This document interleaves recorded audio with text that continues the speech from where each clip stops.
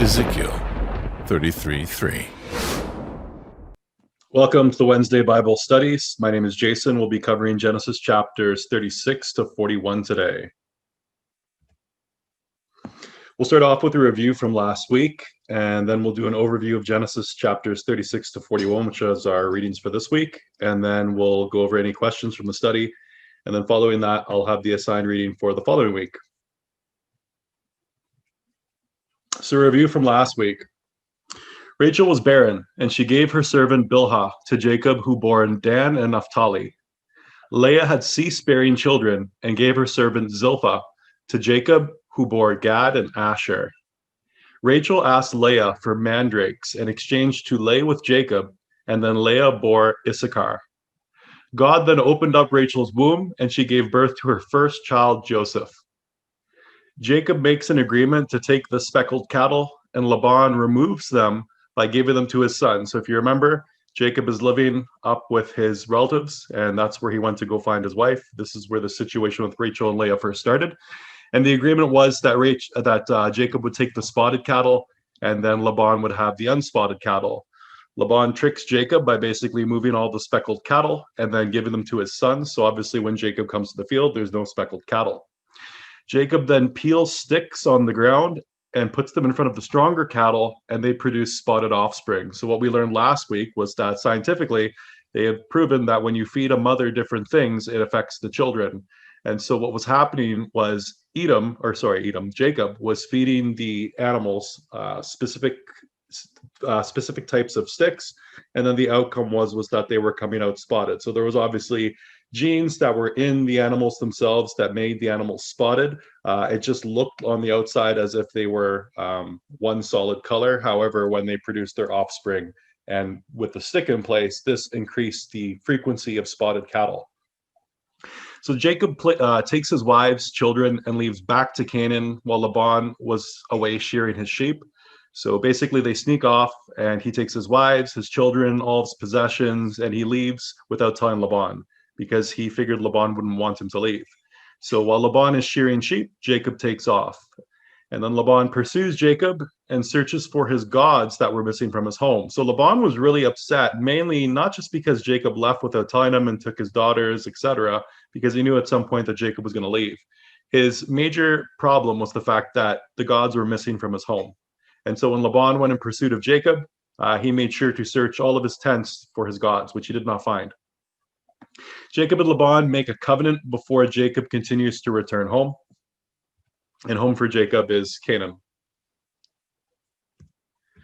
Then Jacob sent servants with gifts ahead to his brother Esau, whom he feared. So basically he overcame one hurdle. One hurdle obviously was leaving from Laban, and now he's going back to his original problem. If you remember, Jacob stole both the blessing and the birthright from Esau. The birthright he didn't steal, it was given to him, but the blessing he definitely stole. And so his brother wanted to kill him, and that was the whole reason he went up north to go find a wife, was to get away from his brother and also find a wife from within his relatives. So now Jacob's coming on the way back, and he is terrified that his brother is going to kill him. Jacob prays to God for deliverance from his brother, and he sent one camp ahead of him. So Jacob kind of thought, well, maybe if I split the camps up, if Esau ends up attacking us, well, then I'll only lose like half my family.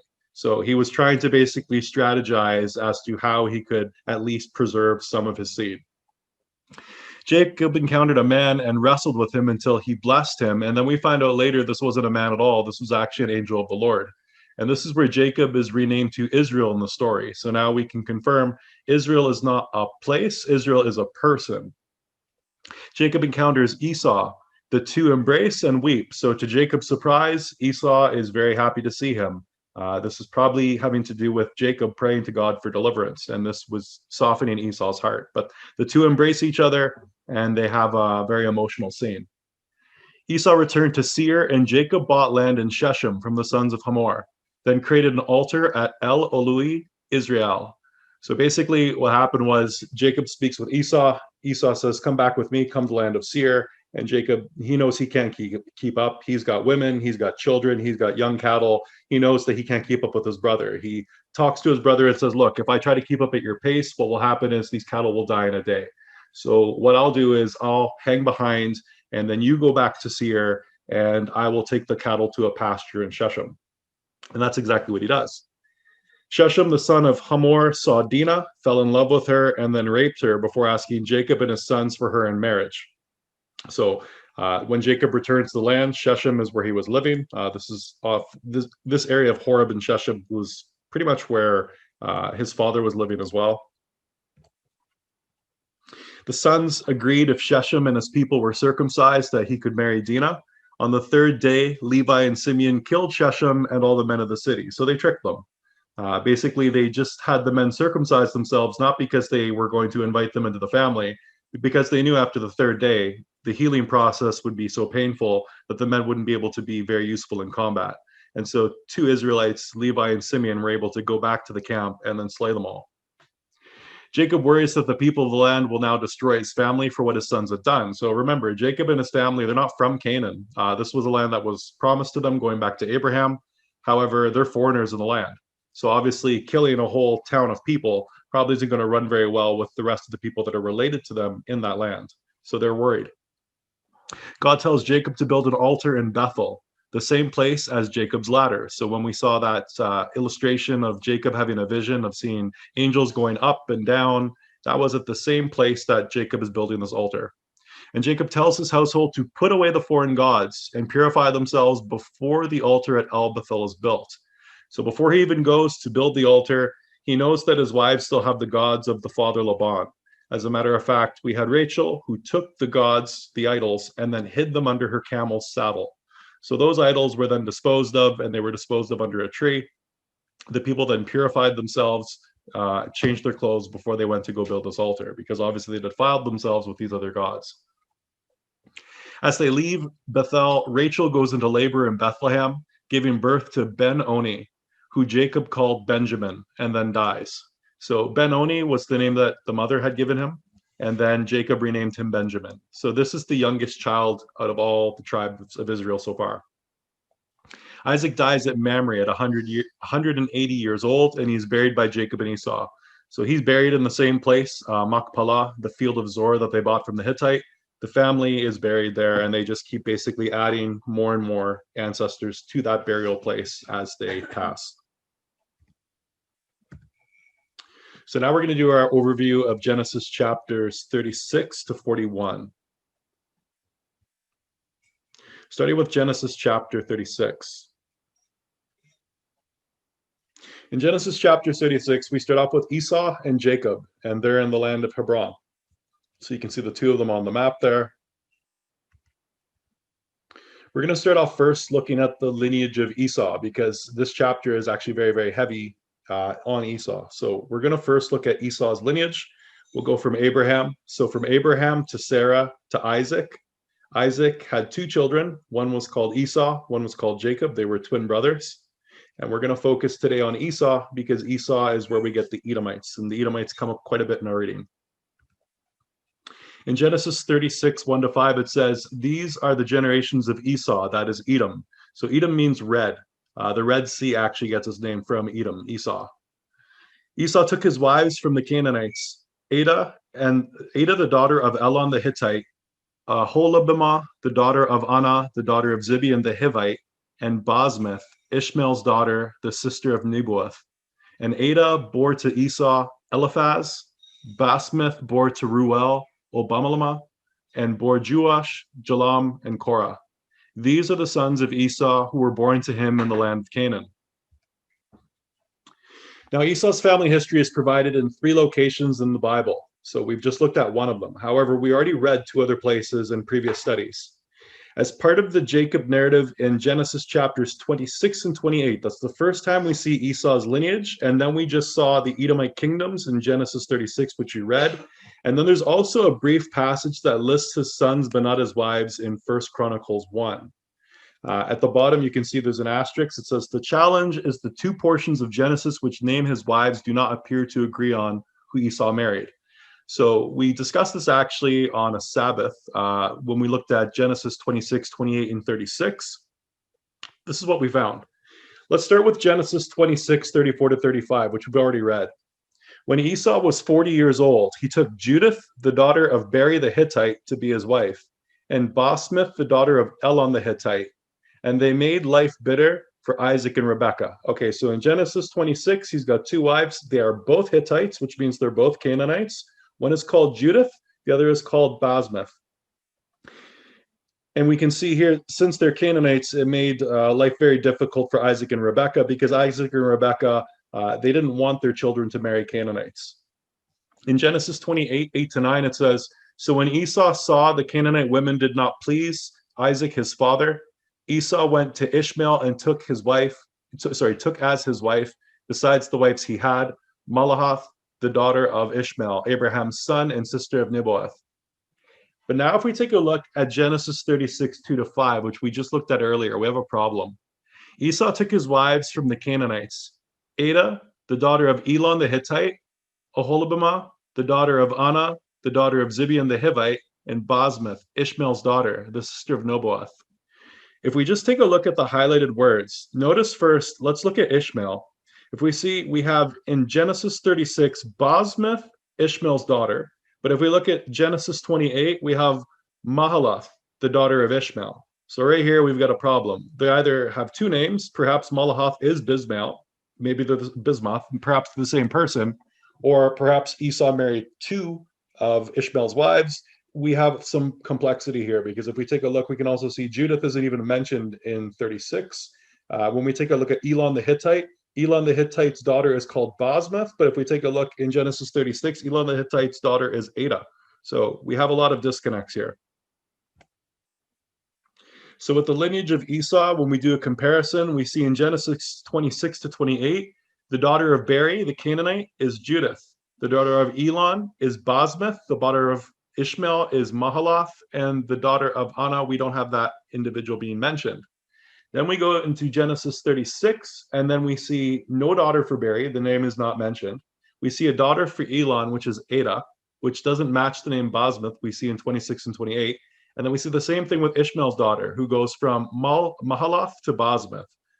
And then the last one, we have a new name that's introduced and a new father, daughter of Anah, and that's Oholibamah.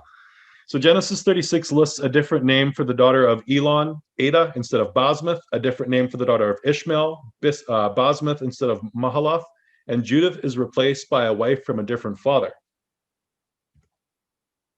So there's a couple different theories that people have proposed in regards to what's the structure of Esau's lineage. Here's one. This is the one that I gravitate towards the most. It's the 6 wives of Esau. The way that this works is you'll see that Beri is a father, and then Judith is one wife. So that's one of the Hittite wives. The second Hittite wife that was mentioned was Basmath. And then we have Adah. That was the one that came a little bit later in the chapters. And then we see Ishmael. We've got Mahalath and Basmath. So again, we're separating these two people. Instead of making Adah and Basmath one woman and Mahalath and Basmath one woman, they are separate. So we're going to treat them as 6 individuals. And then the last one, we've got the Hivites. We've got Anah and then Oholibamah. And so these are the 6 wives here. Another way you could look at this, you could actually take Adah and Basmath and scrunch them together. Perhaps they're one person. And Mahalath and Basmath, and then scrunch them together into one person. In this configuration, you get the 4 wives of Esau. Another proposed configuration would be this one, the 3 wives of Esau. So in other words, Judith is the same individual as Oholibamah. And then we have Adah and Basmath and Mahalath and Basmath. Out of these 3 that I've just shown you, only one of them is impossible. And that actually is the third example. You cannot have 3 wives for Esau based on the details we have on the Bible, and this is why. You can either have 4 or 6. If you take a look at Genesis 36:2, it says, Oholibamah, the daughter of Anah, the daughter of Zibeon the Hivite. And then if we look at Genesis 26:34, it says Judith, the daughter of Beri the Hittite. So we've got an issue here. If we look, we can see that in one side, we've got a Hittite. On the other side, we've got a Hivite. Well, Hivites and Hittites are 2 different cultures. So we can't combine Judith together with Oholibamah because those are 2 different tribes of people. So we have to say that Esau has at least 4 wives, but I would assume he has 6. And I would say this: Esau is extremely competitive, and Jacob, his brother, had 4 wives. If Jacob was going to be outdone by Esau, he would get another 2 wives. And that's my only logic for supporting that. So Esau married both Canaanites, Hittites, and Hivites. A lot of people, they actually, and this has to do with typos in the Greek too. A lot of people have blurred the Hivites with the Hittites, but from my research, they're two separate groups. As a matter of fact, the Hivites might actually be called the Horites. The Horites were living in the land of Seir. We know that Esau lived in the land of Seir. It's quite possible that Hivite is another word for Horite, but Horites and Hittites are two different things. So Esau married Canaanites, so Hittites and Hivites, and Ishmaelites. So he had either 4 wives or 6 wives. Genesis 36, 1-5. So when we take a look at this list of kings, it lists off 8 kings in Edom. It says these are the kings who reigned in the land of Edom before any king reigned over the Israelites. So this is very interesting. We can see that Esau thought it was important to give his children hierarchy, which is something we didn't see among the Israelites. If we look, we see Bela, the son of Beor, reigned in Edom, the name of his city being Dinhabah. Bela died, and Jobab, the son of Zerah of Bozrah, reigned in his place. I'm just going to point something out here. If you look at verse 33, that name Jobab, Jobab is actually where you get the name Job. So when you talk about the book of Job, Job is an Edomite name. So when you actually read the book of Job, you're actually reading about an Edomite, and his full name is Jobab. So Bela reigned, and Jobab, the son of Zerah of Bozrah, reigned in his place. And just to clarify, this Jobab is not the same as the book of Job, different Job. Jobab died, and Husham of the land of Temanites reigned in his place. Husham died, and Hadad, the son of Bedad, who defeated Midian in the country of Moab, reigned in his place. The name of his city being Avith. Hadad died, and Samlah of Masrekah reigned in his place. Samlah died, and Shaul of Rehoboth on the Euphrates reigned in his place. Shaul died, and Baal-Hanan on the son of Achbor reigned in his place. Baal-Hanan, the son of Achbor, died, and Hadar reigned in his place. The name of the city being Pau, his wife's name being Mehetabel, the daughter of Metrid, the daughter of Mezahab. So here are the kings of Edom listed out. From that verse, what you can grab is there's 8 kings. First king is Bela, son of Beor, and then we go down to the last one, which is Hadar. What's interesting, though, is if we take a look, the very first time that we see a foreign god mentioned by name in the Bible, aside, actually, I think this is the first, Baal. This is the first time Baal is mentioned in the Bible, and I believe this is the first foreign god mentioned in the Bible.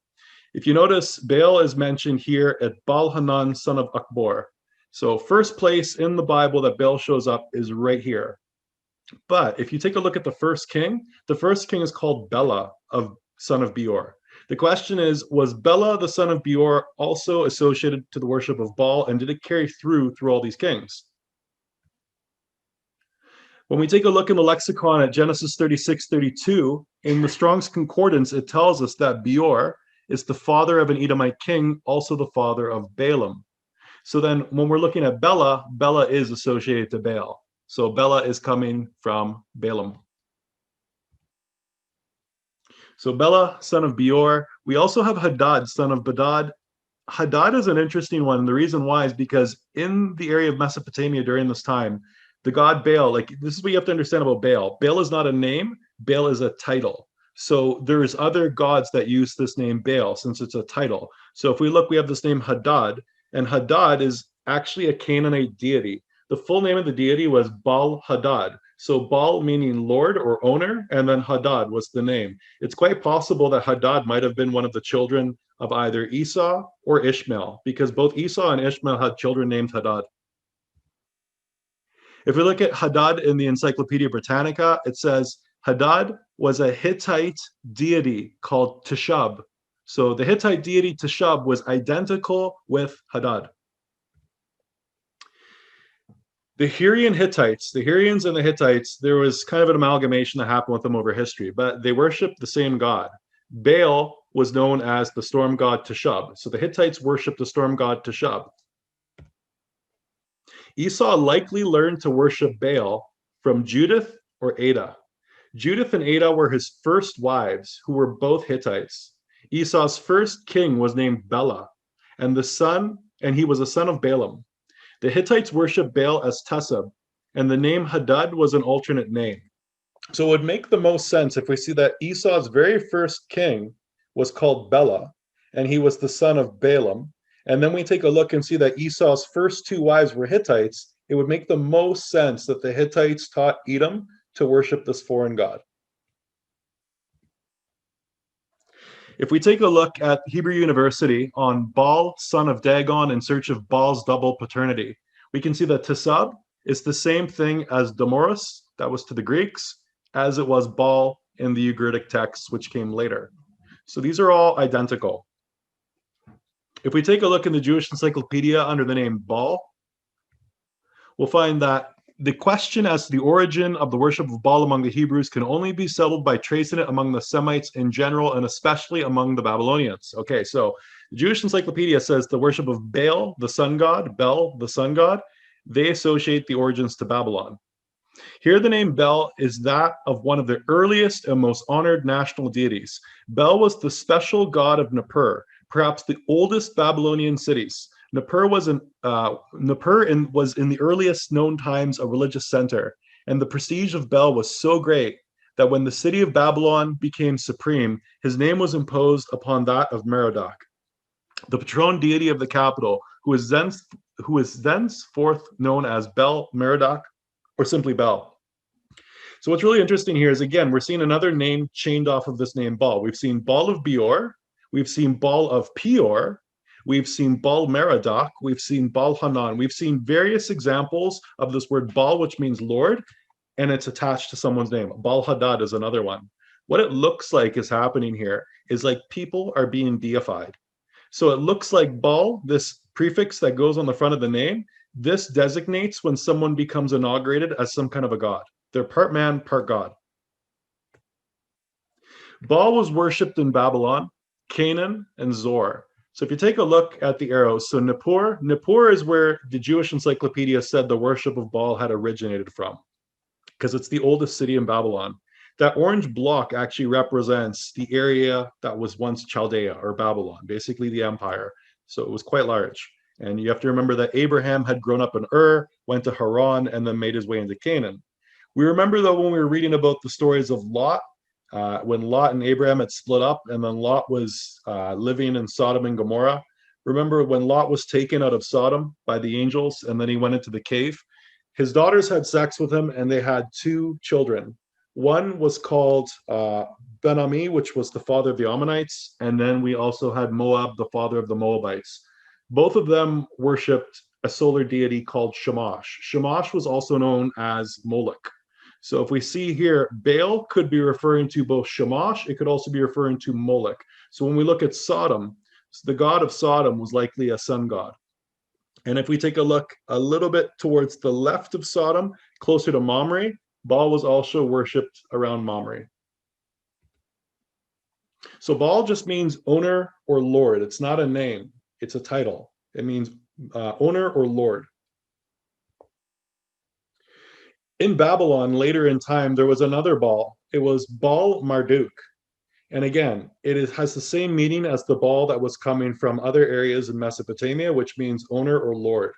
Marduk, however, was associated to the planet Jupiter. So if we take a look, we can see that Baal is a title that means owner or lord. Esau was the first to call his children kings and chiefs. There was no practice of this in the Bible prior to this. So when you put the two together, if you notice that Esau's children have the name Bel in their name, which means Lord, and he associates his children to being kings and chiefs, there's probably an association to the god Baal and the idea of rulership, lordship, kingship, chieftains. In Genesis 36:15-19, we see the first writings of the word chief or king in the Bible. It says, these are the chiefs of chiefs of the sons of Esau. And then if we take a look, we see the firstborn was Eliphaz. And then again, we see the chiefs. And then we see the chiefs of Eliphaz, and the chiefs of Nahath, and the chiefs of Jush. These are the sons of Esau, that is Edom, and these are their chiefs. So this word chiefs, it started from his first son, Eliphaz. The sons were called chiefs from that point on. So if we look at Esau's bloodline, we can see we go Esau down to Ada, and then Eliphaz. And then Eliphaz had a series of children. These children were described as chiefs.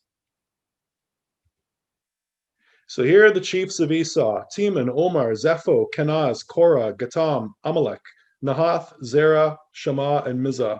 The one that's interesting, which will come up later, actually a bunch of them will come up later. The most popular ones would be Amalek. Amalek would be a giant. You'll find Amalek's basically before the flood, you had these giants. They were called the Nephilim, and then they were all wiped out. After the flood, you'll also notice that in the bloodline of Amalek is where giants came from. Timon is another name that shows up throughout history. Zepho is another one when you start to research places around Italy. Those would be the main ones. So just keep them in mind. Timon, Zepho, and Amalek. Those ones will come up again. A comparison of the word chief. We're going to take a look at Genesis 36:15, and we're going to look at it 3 different languages. First, we'll look at English, then we'll look at the Greek, and then we'll look at Latin. We're going to try to figure out what this word chiefs is. These are the chiefs of the sons of Esau, the sons of Eliphaz, the firstborn of Esau, the chiefs Timon, Omar, Zepho, Kenaz. If we take a look at the Greek, we have a word in Greek for chief, and then we look at the Latin, and we have this word duces or dux. So Baal means Lord, and Esau calls his sons chiefs, dukes, leaders. So if we look at the first word, the Hebrew word, the word in Hebrew was tribal chief or chief, captain, or guide. That's the translation. If we look at it from a Latin standpoint, we get the word duke or leader. If we take a look from the Greek side, we get governor, such as like a Roman prefect, or the ruler of a minor Roman province. Now, this is really interesting because, of course, when we see this word duke, think of things like the Duke of Edinburgh. We have dukes in the UK. Where did that word duke come from? Is this the origin of the word duke? Very interesting. So Baal means Lord, and Esau called his sons chiefs, dukes, and leaders. And we can see later in time there was a god called Marduk, worshipped in Babylon, and he was also known as Baal Marduk, which would mean Lord Marduk or Duke Marduk. And if we take a look at the word duke, we can see the origin.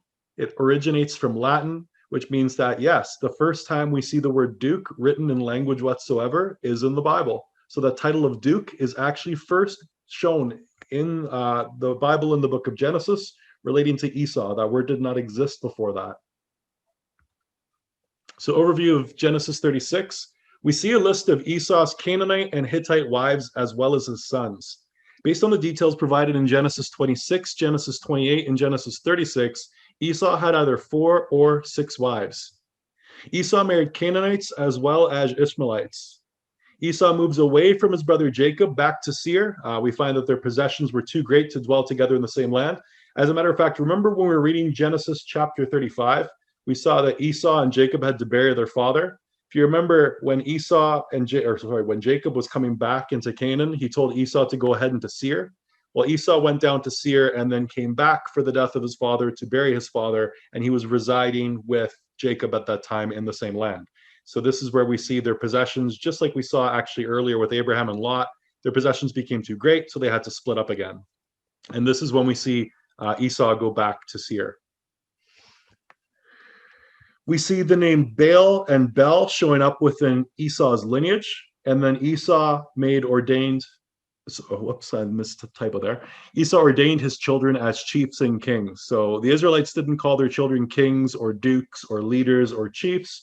We saw that came from Esau. We also saw the name Baal or Bel was in Esau's lineage, and there's probably a very strong connection between this word duke and the word Baal. That day, Laban had all the spotted cattle removed. Oops, I think we have, there we go. That was actually a copy and paste error. We're going to move forward now to Genesis chapter 37. So in Genesis 37, now we're looking at Joseph. So we go from Abraham to Sarah. Isaac had 2 children, Esau and Jacob. We're done with Esau for now. We're going to focus on the other side under Jacob. Jacob, he had a wife. His first wife was actually Leah, the older sister, but Rachel, the younger sister, was the wife that he had wanted. Rachel, when they were able to conceive their first child, that child was Joseph. And that was after the situation with the mandrakes. The mandrakes really did nothing. The mandrakes were basically a ploy for Rachel to get herself pregnant. After that didn't work, the Lord had opened up Rachel's womb, and that's when she had her first child, which was Joseph. So Joseph was the youngest at this point. Joseph was known for a coat of many colors or a robe of many colors. I believe there's a Broadway show called Joseph's Technicolor Dreamcoat. It's actually based on this piece of Genesis that we just read. Genesis 37, 3-4. Now Israel loved Joseph more than any other of his sons, because he was the son of his old age, and he made him a robe of many colors. So you have to remember that at this point, Joseph is the youngest son. Israel is much, much older, and this was the first son that he was able to have with the wife that he had chose first. But when his brothers saw their father loved him more than all of his brothers, they hated him and could not speak peacefully to him. So then we see that Joseph has a series of dreams. In the first dream of Joseph, Joseph is basically standing in a field, and then he's seen sheaves of wheat. And the sheaves of wheat, there's one basically for each one of his brothers, and then one representing him. And one one stands upright, and the other sheaves bow down as if they're bowing down to one sheaf. Then Joseph has a second dream, and he shares the second dream with his brothers and father. The second dream had to do with the sun and the moon bowing down to him, as well as 11 stars. And so this is when his father rebukes him and says, are you to say basically that your mother, myself, and your brothers, we are all to be your servants? His father rebukes him, but he keeps this in his mind and he doesn't forget about it, because actually in this study, we're going to see that this dream that Joseph has comes to fruition a little bit later in Genesis. So then Jacob sends Joseph to Shechem. So at this point, they're living in Shechem, Hebron. And then what happens is Jacob talks to Joseph and says, give me a report of what your brothers are doing. So he says, go to Shechem, go find your brothers. They're tending the flock. Let me know what they're up to and how everything's going. So that's when Joseph departs. He goes on his way to Shechem, and he's asking around to see if anyone has seen his brothers. And he's told that his brothers are in Dothan. So Dothan is just a little bit north of Shechem. Once he reaches Dothan, as his brothers see him coming, they had the idea that they were going to murder him. But instead, his brother Reuben, the oldest, says, well, let's just put him in one of the pits. So here's what Reuben's plan was. If you read it, you'll definitely see it in hindsight. Reuben was trying to basically, as the older brother, he knew that the other brothers were angry and that they were going to do something. His plan was to put his brother in a pit and then come back later and bring him out and then bring him to the father. However, it didn't work out that way. What ended up happening was, first, Joseph was placed in the pit. Reuben obviously wasn't around for what happened later. We see that Joseph was sold to the Ishmaelites for 20 shekels of silver. So there's basically a caravan of traders coming around, Midianites and Ishmaelites. And then we see that Joseph is sold. So the idea was that Judah said, well, why should we just have our brother die? Why not make a profit from it? So Judah was the one that decided that it'd be a better idea that they sell him, so at least they can make some money off of their brother. In Genesis 37 and 28, then Midianite traders passed by, and they drew Joseph up and lifted him out of the pit, and sold him to the Ishmaelites for 20 shekels of silver. They took Joseph to Egypt. I'm going to show you a really interesting parallel. I've never heard anyone mention it before. But when you think about it, Joseph was sold to the Ishmaelites for silver by Judah. When we look at this, we can kind of compare this to the New Testament, where Christ is sold to the Romans for silver, just like Joseph is. And then how much is he sold for? 30 shekels. So not the same amount. Christ's amount was higher. However, it's the exact same thing. The most interesting part, though, when you look at the word Judah, Judah is who sold Joseph, but who sold Christ? Judas Iscariot. And Judas comes from the word Judah. Now, here's something interesting. In the prior verse, we read that he was sold to Ishmaelites. But if we read Genesis 37:36, it says, meanwhile, the Midianites had sold him in Egypt to Potiphar, an officer of the Pharaoh, the captain of the guard. So if we go back, actually, in verse 28, it's Ishmaelites that he's being sold to. But we can see the Ishmaelites and the Midianites, they're together. They must be going together in this caravan. Because in one verse we see the word Ishmaelite, and the other verse we see the word Midianite. It's possible that the Ishmaelites were first the possessors of Joseph, and then perhaps on the trip, Joseph was sold to the Midianites, who then sold it to the Egyptians. Quite possible. They were traveling together. So if we take a look here, here's who we're dealing with. If we look at Abraham, under Abraham, we have Hagar. Hagar was the wife that Abraham had brought back from Egypt. Remember, this was the slave maid that the king had gave him. When Abraham was not able to have a wife with, able to have a child with Sarah, he then had had a child with Hagar. Sarah actually encouraged it because she thought she was not able to have a child. So then Hagar and Abraham have the child Ishmael, who was born before Isaac. So Ishmael is where we get the Ishmaelites. So when we're dealing with this verse in Genesis, we're dealing with one half coming from Hagar, but the other half is coming from Keturah. Abraham married another wife after Sarah died, which was Keturah. We've denoted that she is the third wife. She is not the same person as Hagar. They are two different people. Keturah had a child called Midian. Midian is where you get the Midianites. So what you'll find actually quite a bit is the Midianites and the Ishmaelites, they were kind of together in different parts of the Bible.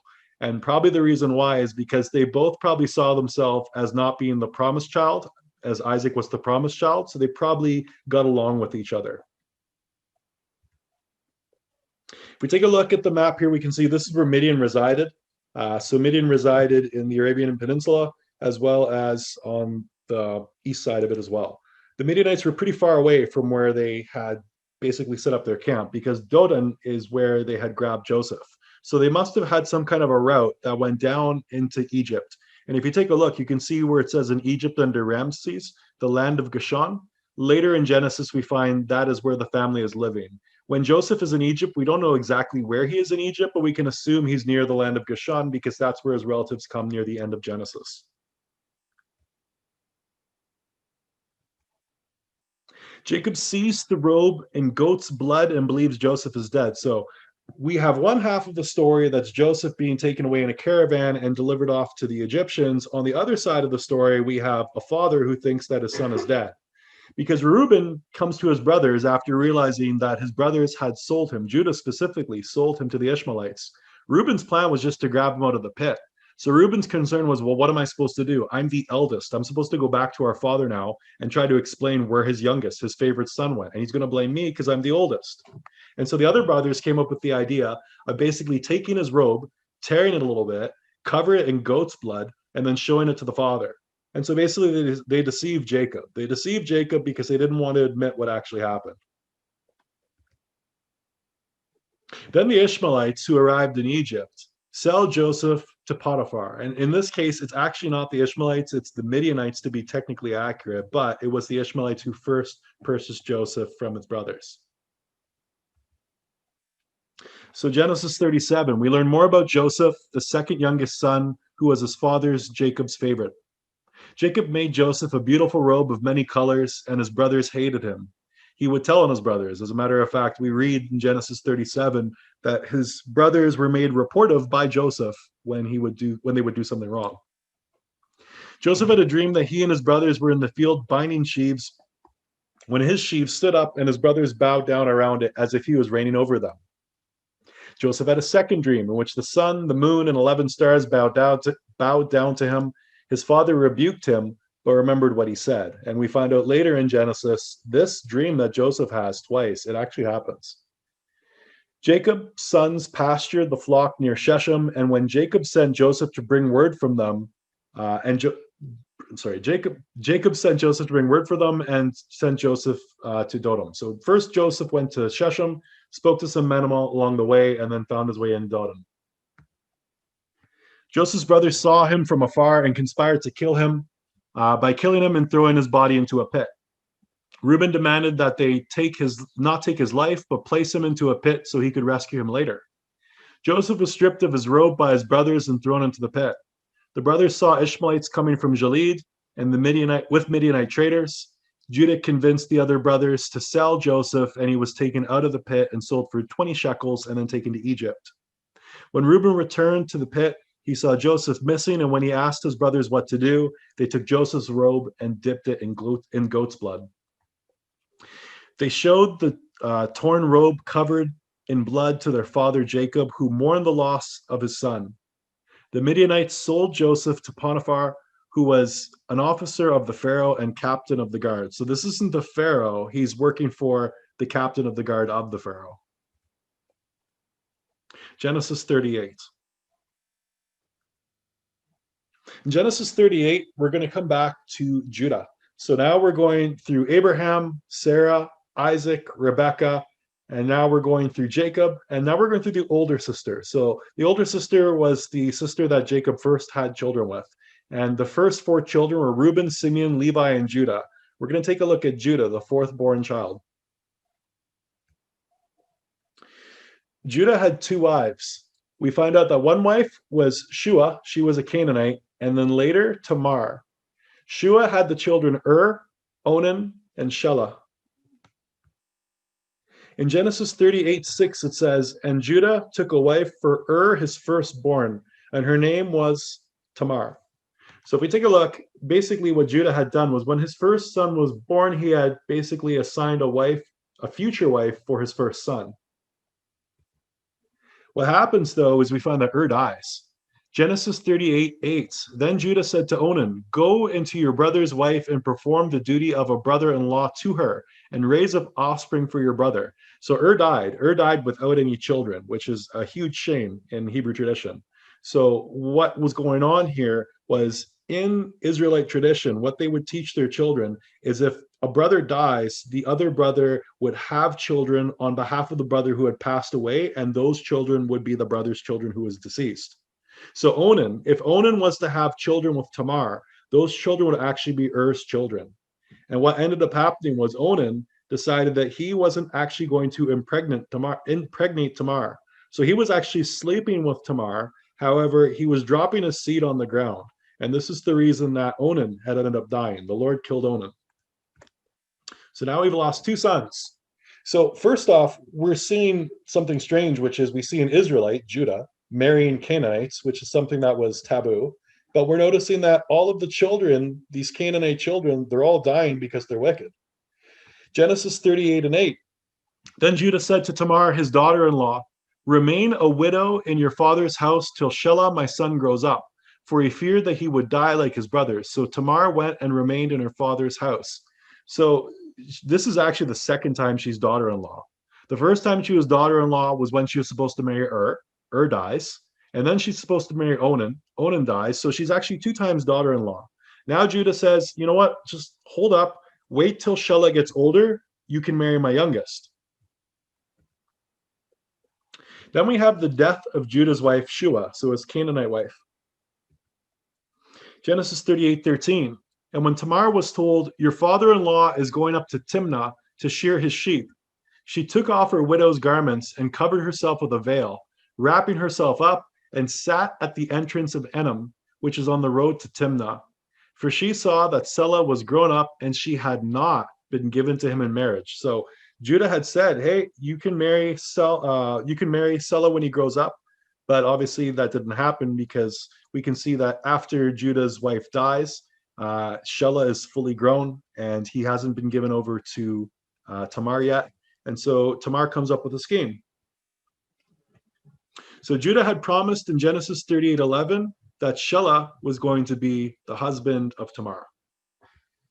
When this doesn't happen, she veils herself and she finds out exactly where Judah is going and she intercepts him.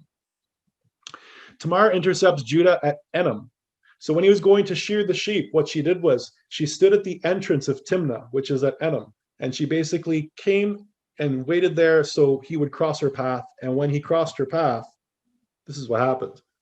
Genesis 38:13, he answered, I will send you a young goat from the flock. So what's going on here in Genesis 38 is we're seeing in a negotiation. Judah wants to sleep with this mysterious woman who he can't identify. And obviously he's making this is really prostitution because he's offering her something in return for sexual services. So he answered, I will send you a young goat from the flock. Now, obviously Judah doesn't have a young goat with him at the moment. And she said, if you give me a pledge until you send it, he said, what pledge shall I give you? So keep in mind, Judah's on the road. He encounters his daughter-in-law that he doesn't know is his daughter-in-law. She's veiled and he's negotiating for sex. And he offers her a young goat, but obviously he's not traveling with a young goat. So she's asking, like, what are you going to give me? What's the collateral here? So they call that a pledge. She replied, your signet and your cord and your staff that is in your hand. So he gave them to her and went into her, and she conceived by him. So she took his king's ring, that's the signet ring, the cord and the staff, because he's a shepherd. So if you take a look on the right, we just have like a stick with a cord on it. So this is the shepherd's staff. On the left-hand side, that's an insignet ring. So just like the kings or the popes, basically you would have these individuals wearing a ring that had these indents in it, and they would make an impression with wax, and this is how they would show that they have authorized something. So this is what Tamar had taken as collateral, a pledge. Tamar is then accused of sin. After 3 months, she's pregnant, and she's pregnant with Judah's child. Genesis 38 to 24. About 3 months later, Judah was told, Tamar, your daughter-in-law, has been immoral. Moreover, she is pregnant by immorality. And Judah said, bring her out and let her be burned. As she was being brought out, she sent word to her father-in-law, by the man to whom these belong, I am pregnant. And she said, please identify who these are, the signet and the cord and the staff. Then Judah identified them and said, she is more righteous than I, since I did not give her to my son Shelah, and he did not know her again. So Judah realizes, it's like, oh, okay, these children, these are my children. That's my ring, that's my cord, that's my staff. So he's ashamed. And then from this point on, he doesn't sleep with her ever again. However, they do have children. So we saw that she was pregnant. So she has 2 children. She has twins. The twins are Perez and Zerah. Now, Perez was the one that was going to come out second. Zerah was the one coming out first. Zerah actually got his arm out of the womb. One of the women had taken a scarlet piece of yarn and tied it around Zerah. Hebrew tradition is when babies are being born and they're twins, they have to identify who the elder is, because there's different duties of the elder from the younger. If you read through the Torah, you'll find that the youngest son, the first son, had to be dedicated to God. So that's why they're tying the string around the child, because they knew that Zerah would have to be the child that's dedicated to God, since he was the elder being born first. However, Perez gets his name from the fact that all of a sudden he just breached out first. So even though Zerah had the string tied around his arm because his arm came out first, Perez actually beat his brother and was the eldest. Overview of Genesis 38. Judah married a Canaanite woman named Shua, and she bore the sons Onan, and Shelah. Judah took Tamar to be a wife for his first son but he was wicked, and the Lord put him to death. Judah told Onan to marry Tamar, but Onan knew his offspring would be so he would waste his semen on the ground as to not impregnate Tamar, and he was put to death by the Lord. Judah told Tamar to remain a widow until Shelah the youngest grew up and remain in her father's house.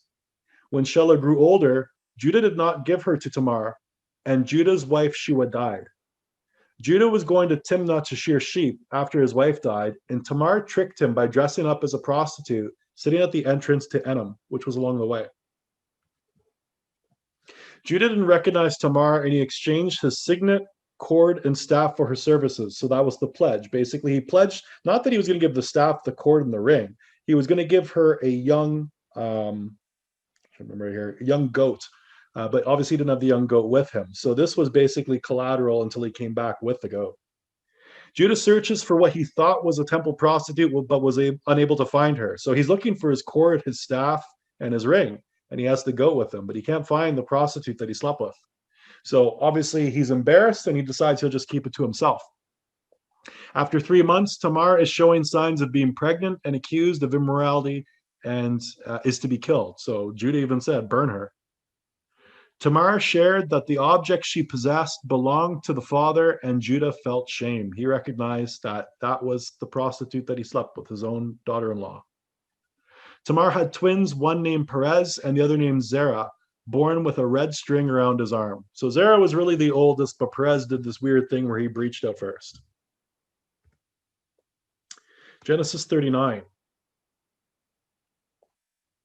In Genesis 39, we see that Joseph was sold to the captain of the Egyptian guard. Joseph becomes overseer over all of Potiphar's house and possessions. So as Joseph is working for Potiphar, the captain of the Egyptian guard, Potiphar sees that this man is quite blessed because everything that he does is just so successful. And so Potiphar puts him over in charge of his house, in charge of all of his possessions. He makes him an overseer, a master of everything. But then Potiphar's wife tries to seduce Joseph and tears his shirt and then lies to Potiphar. So Potiphar's wife was very attracted to Joseph. Joseph was a handsome man. And as he would come into the house, since he was the master of the house, she kept trying to seduce him. And then eventually, one day, it wasn't that he gave in, it's that she grabbed him, tore his shirt, and then she lied to her husband saying that he tried to lay with her. So this leads to Joseph being placed in prison.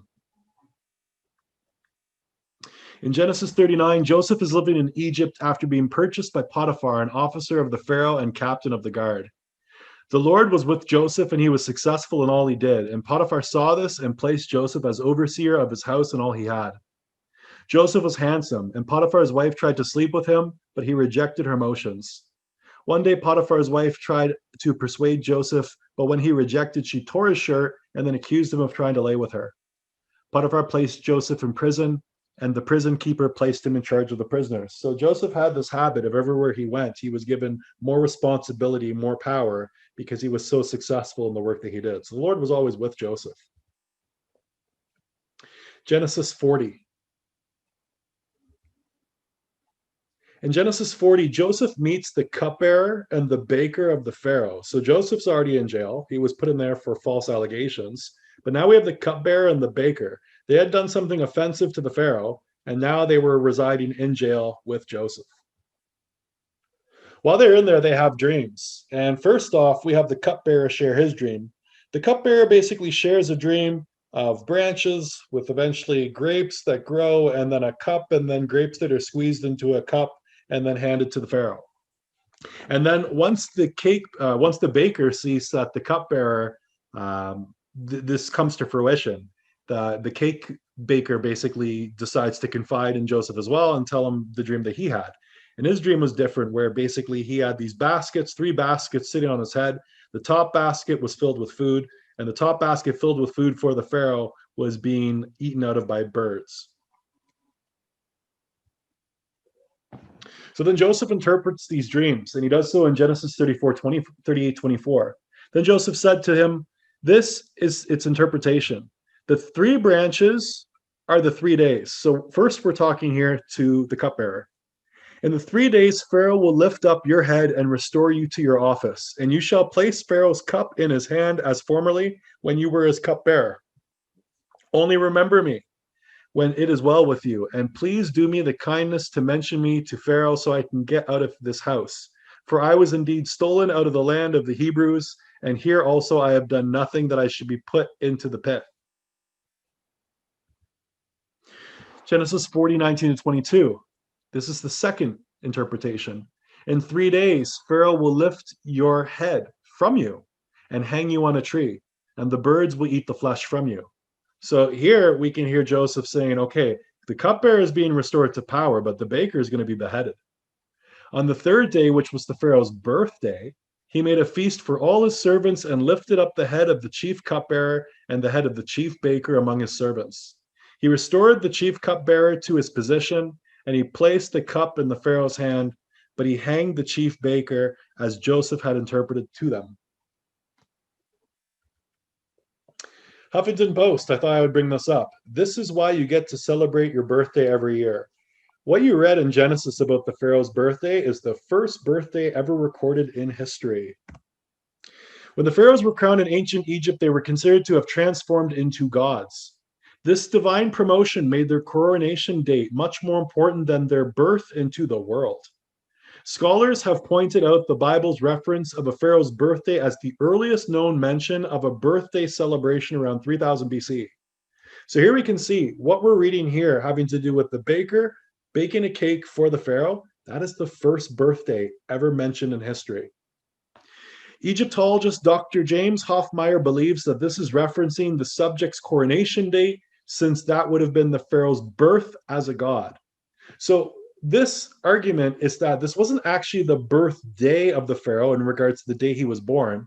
This was the pharaoh being birthed into a deity. And remember, when we see this word Baal and we see the word Heliopolis and On. We did these studies actually during the Sabbath, and we can start to see here all this overlap with this idea of people in this area of the world had thought that they could deify themselves, they could become God somehow. This is some of the opinions on the early church and birthdays. I thought I'd bring it up because, of course, a lot of people have asked the question of how come we don't see Jesus's birthday or the apostles' birthday or any of the disciples in the Bible. This is from the Catholic Encyclopedia, Volume 10, and this is Oregon. Of all the holy people in the scriptures, no one is recorded to have kept a feast or held a great banquet on his birthday. It is only sinners, like the Pharaoh and Herod, who make great rejoicings over the day in which they were born into this world below. So in regards to church history, actually, the old church fathers in the Catholic Church in the early stages, they didn't celebrate birthdays at all. They thought the birthdays itself came from pagan origin. And you can actually see that with the Huffington Post because it did. It came from the Egyptians. But their quote was, it came from sinners. Here's another example. The writings of the late 3rd century Catholic theologian Arnobius show that even that late Catholics objected to the celebration of birthdays, as he wrote, "You worship with couches, altars, temples, and other service, and by celebrating their games and birthdays, those whom it was fitting that you should assail with keenest hatred." And then it says, thus birthday celebrations, even of gods and leaders, were condemned as far as the late 3rd century, even by Roman Catholic leaders. So overview of Genesis 40. The cupbearer and the baker of the king of Egypt committed an offense and were placed in jail with Joseph. One night, the cupbearer and the baker had a dream and were unable to interpret them. The cupbearer spoke of a vine with 3 branches, and as soon as it budded, blossoms shot forth and clusters ripened into grapes. The cupbearer took the grapes and pressed them into the Pharaoh's cup and placed it into his hand. Joseph explained the meaning was that in 3 days the cupbearer was going to be replaced to his office, and Joseph asked that he remember him and speak to the Pharaoh. When the baker saw the interpretation was correct, he shared his dream of having 3 cake baskets on his head, with the uppermost filled with food for the Pharaoh, but birds were eating from it. Joseph explained the meaning was that the 3 baskets were 3 days, and the Pharaoh was going to take the baker's head and hang him from a tree, where the birds would eat him. The cupbearer was restored to this position, the baker was killed, and the cupbearer forgot about Joseph. So the cupbearer was supposed to let the Pharaoh know that Joseph was not supposed to be in prison. He was falsely accused, but the cupbearer did not remember after he was put back into power. Then we go into Genesis 41. Genesis 41, we have Pharaoh's first dream. The Pharaoh had a dream. Basically, he had saw the Nile. There were 7 cows that came out of the Nile. 7 cows that were bloated, very, very well fed. And then 7 cows that came out of the Nile that were very, very skinny. And then the 7 cows that were skinny that came out of the Nile after the 7 cows that were large ate the larger cows. So the thinner cows ate the larger cows. The Pharaoh then had a second dream. And then the second dream, the Pharaoh had basically looked at ears of corn. And something very similar was happening, where he was seeing, first there was corn that was very robust, very full, and then there was very sad-looking corn, very malnourished-looking corn. So Pharaoh calls his wise men to interpret. As a matter of fact, this is the first place in the Bible you can see the word magician. Pharaoh called his wise men and the magicians. The word magician in this verse, actually, when he calls the wise men, is a soothsayer. So it's specifically a sorcerer. When you look at the translation of the sorcerer, it's someone that looks at omens, but also works with spiritual forces. I think that's very interesting because, of course, in the book of Ephesians, chapter 6, in the New Testament, we talk about forces and principalities. The cupbearer then remembers and tells the Pharaoh. So basically what happens is when the Pharaoh is trying to ask the wise men and the magicians what his dream was, what was the interpretation, they're unable to do so. None of them were able to actually produce an interpretation. But then the cupbearer remembers Joseph. He remembers that Joseph was able to tell his dream and the dream of the baker.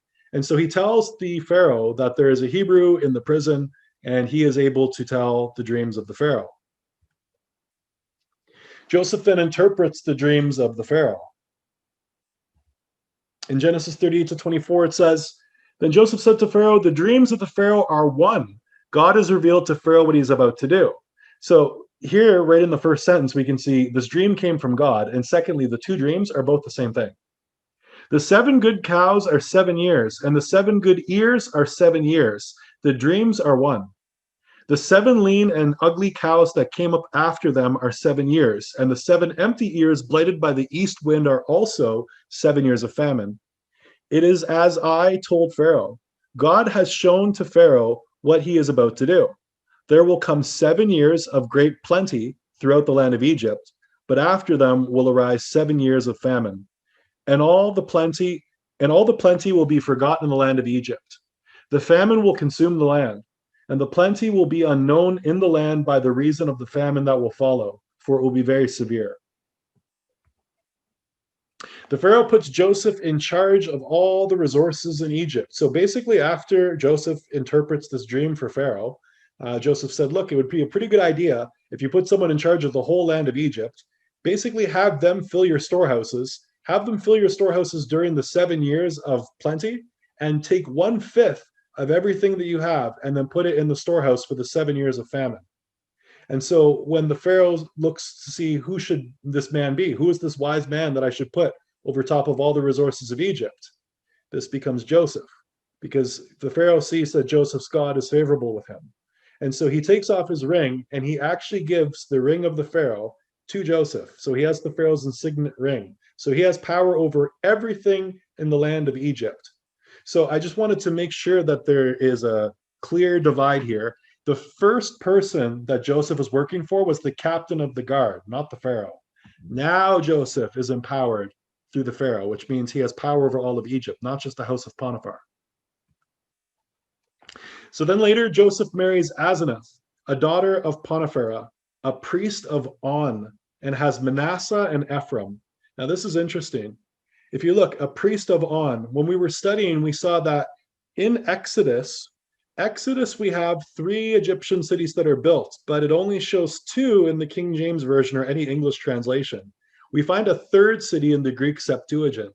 The 3rd city that's mentioned in Egypt that the Israelites had built was the city of On, also known as Heliopolis. So it's quite meaningful to see here that Joseph is marrying a priest of On, which means he would be marrying a priest of the sun god Ra, or a daughter of a priest of the sun god Ra. Overview of Genesis 41. The Pharaoh of Egypt had a dream. He was standing by the Nile, and out came 7 cows that were well fed. Then 7 ugly and thin cows that came out of the Nile. The thin cows ate the 7 well-fed cows. The Pharaoh of Egypt had a second dream that 7 ears of grain grew on one stalk. After one sprouted 7 ears that were thin. The thin ears then swallowed the full ears. Pharaoh was troubled by his dream and called all his magicians and wise men to interpret, but they could not. The cupbearer remembered Joseph and told Pharaoh that he would be able to interpret his dream. Joseph explained the 2 dreams were the same and they came from God. The meaning was that there were to come 7 years of good harvest followed by 7 years of famine throughout the land of Egypt, and the 7 good years would be forgotten by the 7 years of famine. The doubling of the dream meant it was established by God. Joseph instructed Pharaoh to find a wise man set over the land of Egypt to hold 1/5 of the produce and store it during the 7 years of good harvests in preparation for the famine that followed.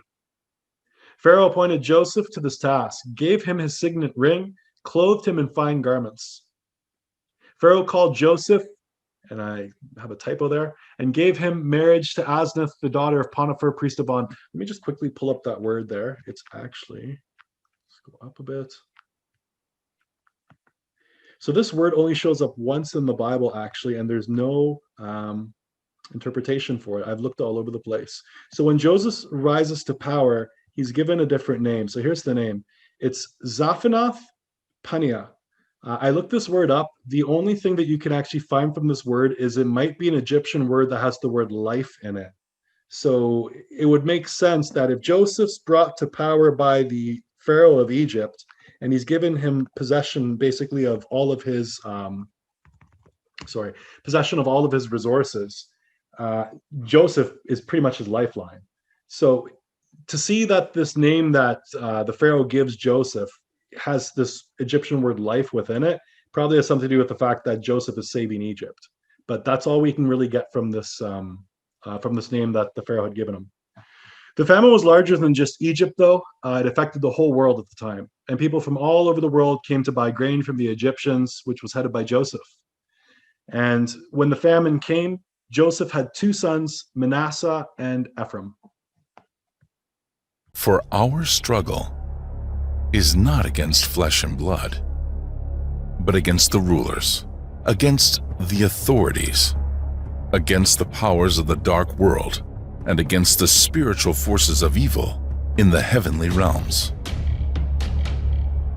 Brothers and sisters, the sword is coming. If you hear the watchman's call, please repent and seek out Jesus Christ. There is still time.